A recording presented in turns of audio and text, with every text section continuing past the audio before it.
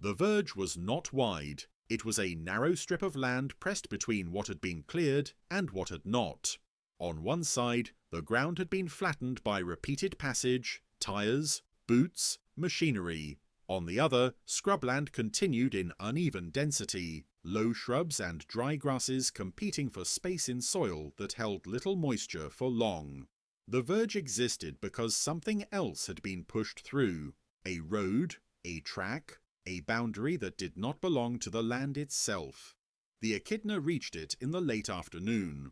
Its body was low and compact, spines layered tightly across its back, each one tipped with pale colour dulled by dust. Its snout moved constantly, tracing the surface of the ground in short arcs, reading scent and texture more than direction. Short legs carried it forward in steady, economical steps. The Echidna stopped at the edge. The soil here was different. It was harder near the track, compressed by weight and time, cracked in shallow lines that did not open easily. Farther from the edge, the soil loosened slightly, mixed with leaf litter and fine roots. The transition was not visible at a glance, but it was felt immediately. The Echidna dug.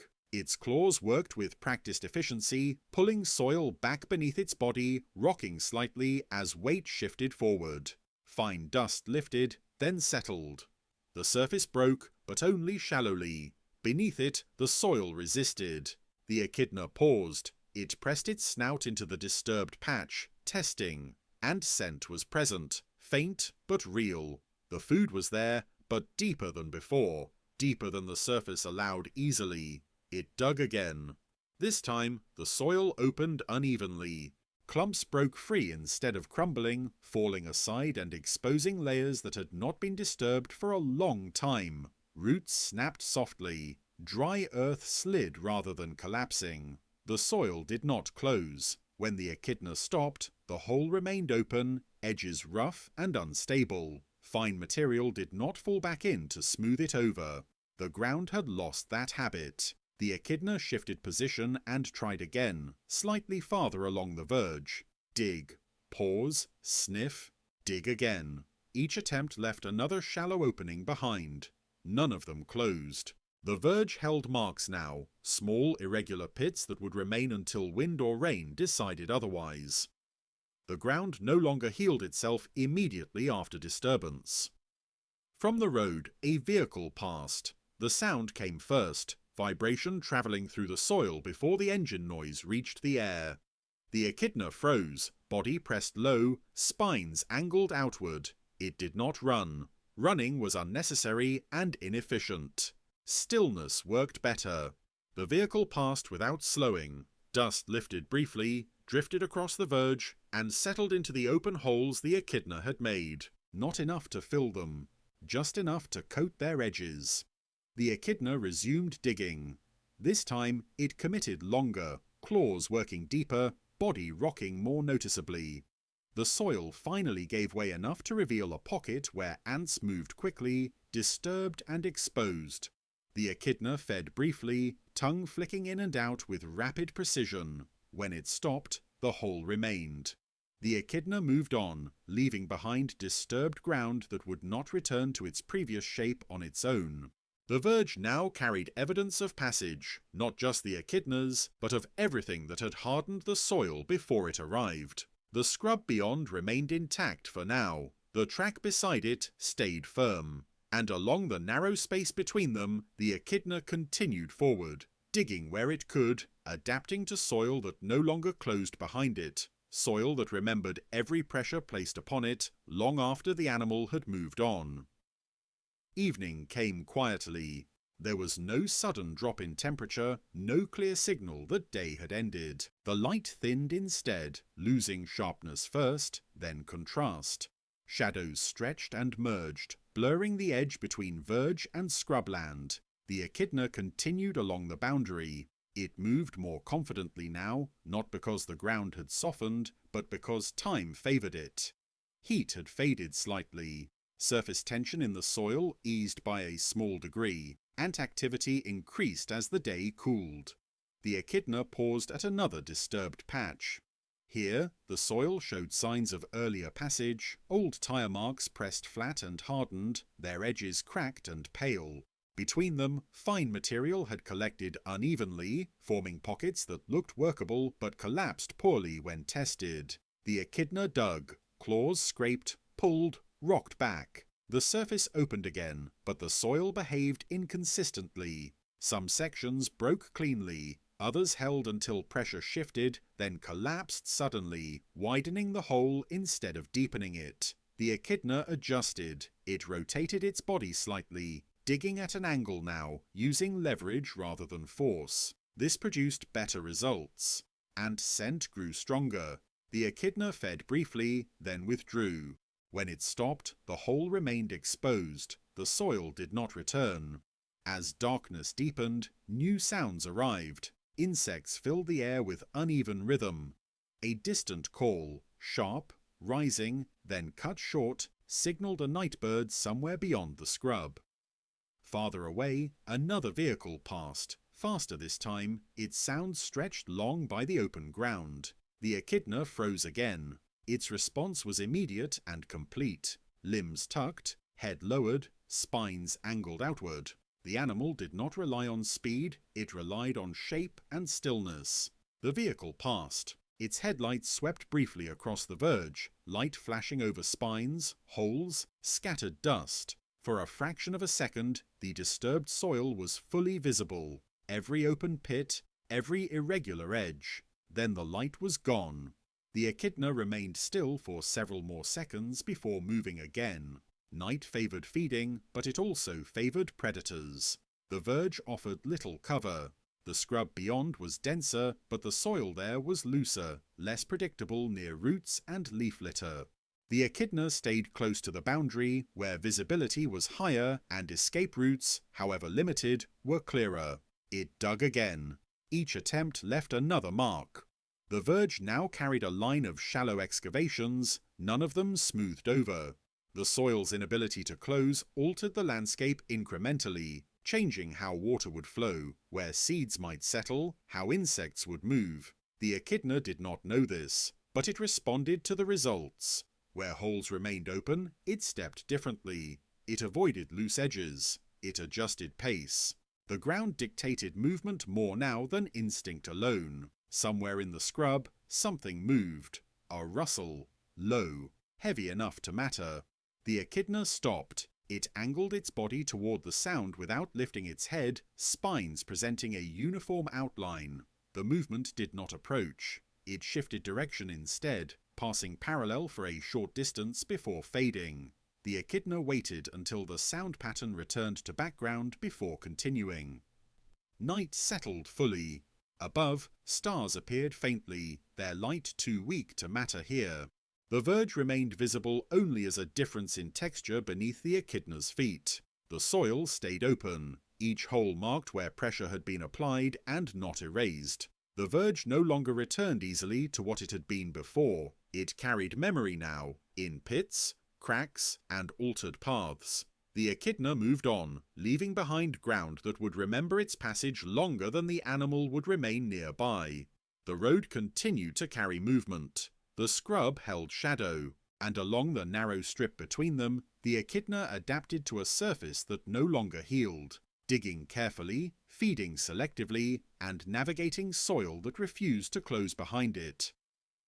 By the middle of the night, the verge no longer felt neutral. What had once been a simple boundary now carried texture and risk. Open holes interrupted the surface at irregular intervals. Cracked soil caught at claws and snout. Dust settled unevenly, disguising weak edges that gave way when stepped on. The Echidna slowed further. Its movement was deliberate now to the point of caution. Each step tested not just firmness, but shape. How the ground responded after weight was applied. Where the soil shifted too easily, the Echidna altered course, staying closer to the scrub or the track depending on which side offered fewer surprises. The soil dictated behaviour. The Echidna reached a section of verge where digging had been easier earlier in the evening. Ant scent still lingered, but the ground told a different story now. Several open pits lay close together, their edges drying and crumbling outward. Between them, the surface looked solid, but was not. The echidna paused. It lowered its snout into one of the holes and sniffed. The ants had retreated deeper. The cost of digging again here would be high, the benefit uncertain. It moved on without digging. This was new. Earlier, the echidna would have tried again, widening the hole, committing to effort. Now the accumulation of unstable ground discouraged repetition. The soil's refusal to close had changed the calculation. A sound arrived from the road, not a vehicle this time, but air displacement. Something moving fast, low, and close to the surface. The echidna froze instantly. A fox crossed the track. It moved at a trot, head low, tail level, using the road as a corridor through the scrub. The fox did not see the echidna at first. Its attention was on scent carried along the open ground. The echidna did not move. Its outline merged with the broken texture of the verge, spines catching dust, body pressed low. Stillness was absolute. Even breathing slowed. The fox paused near the verge. It turned its head slightly, sniffing. The open holes held scent now. Earth, ants, echidna. The fox stepped closer, placing a paw near the edge of a pit. The ground crumbled slightly under its weight. The fox shifted back. Unstable footing mattered to it too. It tested another step, then another, then stopped. The verge offered too many irregularities, too many places where footing could fail at the wrong moment. After a long pause, the fox moved on, returning to the road and disappearing into the scrub beyond. The echidna remained still for several more seconds. Then it moved, slowly, deliberately, angling away from the disturbed area. It did not hurry, it did not flee, it simply chose ground that had not yet been altered by its own digging. The verge was narrowing, not physically, but functionally. Each open hole reduced usable surface, each disturbance constrained future movement. The soil's refusal to close was turning past success into present limitation. The echidna reached a stretch where the verge sloped slightly upward, away from the road. Here, soil mixed with gravel, harder but more predictable. Digging would be difficult, but movement was safer. The echidna chose movement. It walked without digging for several minutes, scanning with snout and ears, passing over ground that offered no food, but also no sudden collapse. Night continued. The road carried fewer vehicles now, but when one passed, its sound travelled farther, clearer in the cooler air. The verge lay exposed beneath the sweep of headlights, every pit and crack briefly illuminated. The echidna timed its pauses carefully, remaining still during light, moving only when darkness returned.